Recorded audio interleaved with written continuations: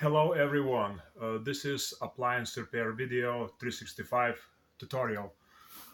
We have a GE fridge and frequent issue, the water dispenser is not working. It's not working because it gets frozen.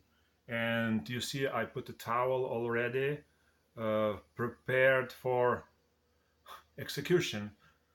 And let's see, you see nothing is going on. And frost is about, let's see here, it's that deep. What we need to do here, we have to defrost frozen water line, but we're not gonna use hair dryer or any abracadabra stuff. We're gonna use the tool which I built myself, and I also have another version which has a much bigger syringe.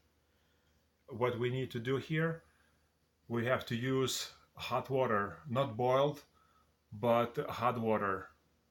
And I will get some water and I will show you how it's gonna go.